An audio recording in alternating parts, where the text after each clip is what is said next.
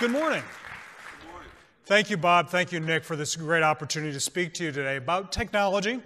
But frankly, we can't speak about technology until we better understand that consumer as well. It's the convergence of the two that bring real innovation. And one of the things I hope to leave with you today is don't ask what technology can do for you. Imagine what it is you need to do, and then go out looking for that toolbox that is technology. So these, in the words of the great philosopher Jimmy Buffett, are the people your parents warned you about. Yes, the boomers turning 71 every 7 to 8 seconds. They have more education, they have more money, but they have more something else that none of us talk about, but we think about. Are these people as nice as your parents? Do they stand back and wait? Are they as quiet? Are they waiting for the grandchildren to come visit? No, the new generation gap is not their money, it is not their numbers, frankly, it's not even their noise. It's the expectations. This is generation expectation that has seen smaller, cheaper, faster, and believes that there's a product, a pill, a policy that is going to enable them to live longer, better. And part of that lifestyle has been enabled by technology. And technology is not just the widgets and the gadgets, what we do, but how we choose to live. Now, we're looking over the next 10 years. I want you to look at how fast life is going. If any vendor comes up to you and says, I've got a solution for you, be careful, because that solution is gone within nanoseconds. Think about how many of you are using tablets this very second, or an iPhone this very moment. These things have only been around for 10, 15 years. They're here today, they're gone tomorrow. And by the way, the velocity of technology is only going to go faster and faster. This means, like the previous speakers, you need to come up with values you want to deliver, a vision that is not only something people will buy, but is deservedly so, and then look for the technologies. Remember the GPS that we all live by now? It's only been around for about 15 years. The tablet or the iPhone.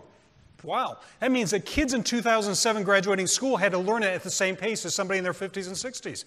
And by the way, 3D printing, it's not just for architects and manufacturing anymore. You will be 3D printing your meal in the future. So let me introduce you to 3 different types of technologies or applications that I believe are going to profoundly change or give you the opportunity to change your business model. But remember, technology has 2 faces. It can be a disruptor, which is a very popular word to use, or it can be an enabler. I want to show you 2 sides of each. Welcome to the Internet of Everything. Not the Internet of Things where things talk to each other, but very quickly you will become part of the Internet of Everything, where you are connected via wearables and implantables and the like. And yes, your refrigerator and some other creepy applications will be telling you what to do. In fact, technology around you in your home will be managing, monitoring, and motivating nearly everything you do every day. And the head of Google did say that by 2020, all of us will be online in one way or the other. In fact, Cisco Systems and others have suggested that you probably will have 5 IP addresses, Internet Protocol addresses, on your body over the next 10 years. Think about what you already have now. You may have a Fitbit. You may have an iPhone. You may have a tablet. You may have a computer. You're almost there. The house of the future, the kitchen of the future. Your refrigerator will be talking to your toaster. Your toaster may be even talking to the grocery store. Your dishwasher will say you left it on. And by the way, the meals that you're eating will be dictated, but not by yourself, but by a nutritionist that is going to have connectivity, if you will, with your kitchen to ensure that you're eating what you're supposed to, taking your pills on time. And by the way, you're not looking very hydrated today, so we need to take care of that as well. There's the cool and the creepy part. I want you to imagine, for instance, a toilet. Now, I know I'm going to keep it clean. We just had breakfast. So I'll keep this in computer science vernacular. I want you to imagine a toilet that is already on the market today that, shall we say, will download from the user your glucose level, your body weight, did you take your meds today, and then upload that information to a call center and the like. These toilets are already on the market in several countries. This connectivity is already happening around us. The boomers are already seeing this, and the kids who are going to help them make the decision where they live tomorrow are using this as their benchmark of competition.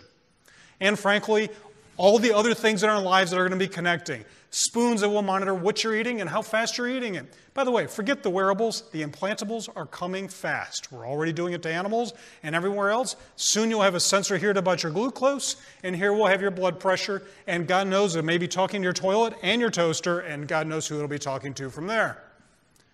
But imagine the following. Here's the second phase. All those technologies have the possibility of creating a virtual assisted living, if you will, in your own home.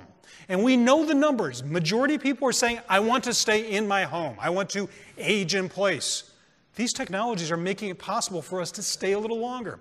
Let's play a little bit of math for a moment. Imagine if these technologies could keep you in your home for just 6 months longer. Well, there's an average of about 975,000 assisted living units in the United States. On average, they cost about $3,500 per month. If I can keep you in your home for just 6 months, that's roughly a $34 billion ding to the industry, or for a facility of about 50 units, we're looking at about a $1 million shortfall. So yes, the Janus face of technology is the following. Yes, I'm one of the people out there to tell you that technology can be a great disruptor. On the other hand, technology could also be a new way for you to develop a pipeline into the community, to change your business model where you are no longer within the fence, within the wall, but to build a pipeline into the community to help me decide what technologies to buy, what services to get, so I develop a level of trust with you either for my parents or myself. Imagine this. There is a mirror now on the market to give you a checkup a day. How are you looking? Capillary action, temperature, everything else. Who's that connected to?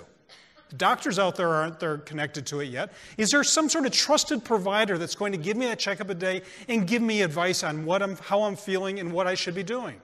How about the 3D printing I was talking about? Where's the nutritionist that's going to help me age well with vitality? I don't want to just live longer. I want to live better.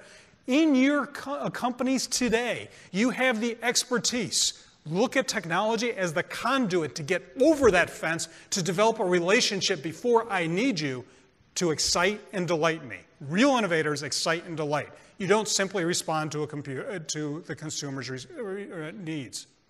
The second area, that's a technology application. We're all hearing about it. It's the sharing economy. The idea that, frankly, the whole notion of wealth and ownership is changing. The millennials are giving us a vision now where basically we can have it all and own none of it. Well, imagine this.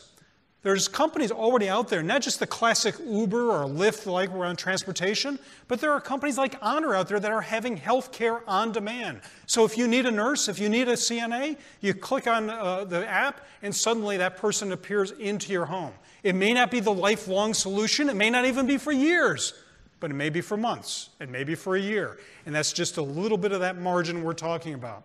Uber is no longer about transportation. Companies like it now are doing wheelchair delivery. They're doing drug delivery. They're doing food delivery. Is this one more thing that we should be thinking about? Think about this. The baby boomers, 70% of them live in suburban and rural areas. Without transportation, their ability to drive, their entire life cuts back and shuts down. One of the major reasons why often they move into communities. What happens now if they have something to fill that gap? Well, my answer to you is yes, that could be a disruption.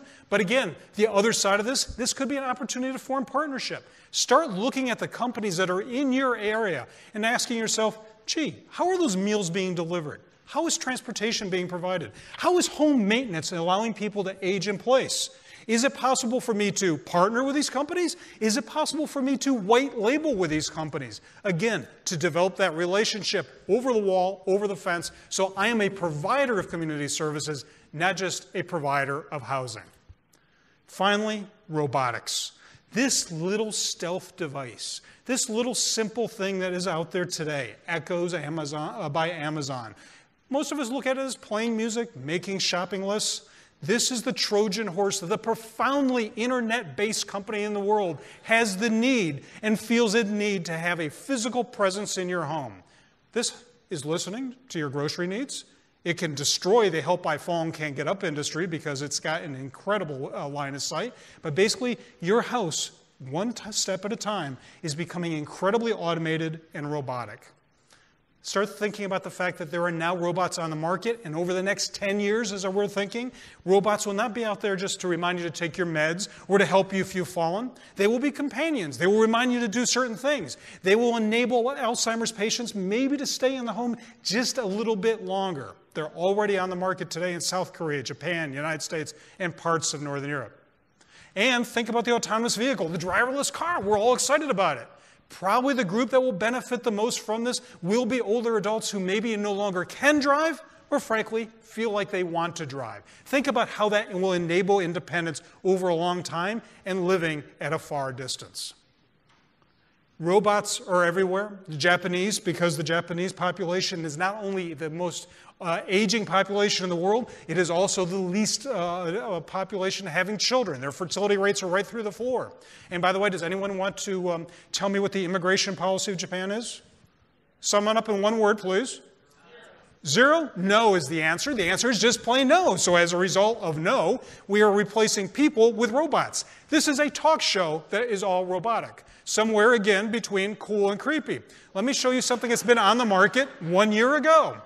A hotel in Japan is now 90% robotic. Does she look a little strange to you? I wouldn't criticize if I were you, because can you check people in at the front desk in 27 different languages? Can you send a robot to have bags brought to the room? Can you have your room cleaned up by a robot? Can you have all these things done robotically?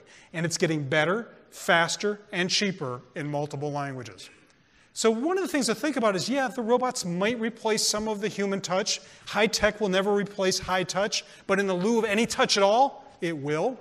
So start looking at the other side of what this technology can do. It can help you improve productivity. It can reduce the amount of injury that your staff has when they're moving people from one place to another. It can maybe replace certain people that are doing things in one area to help mobility with others. And frankly, even if it's not the exoskeletal systems that will enable your staff to be stronger, we are seeing already on the market today in Japan and other places systems that will help move people, wash people, and care for people overall. Let me end with not just a robot that can deliver you dinner, but with a vision of how you should think about technology. Most of us in this room, I see your ages in front of me, we are talking about the boomers, remember the Selectric typewriter. We also remember when the computer first came out. Ladies and gentlemen, when you look at technology, when vendors come in front of you and say, I've got a deal for you, ask yourself the following. If you use technology to simply improve what you do, like a Selectric typewriter, and used a computer to type faster and be able to print out, are you getting your investment's worth? Are you truly innovating? Ladies and gentlemen, when you think about technology, do not think about what it does to help you do your job better. You're missing the point. Technology profoundly changes what you do, who you are, and what you deliver. And that, my friends, that vision has to come from you, and then you reach in the toolbox and find it. Thank you very much.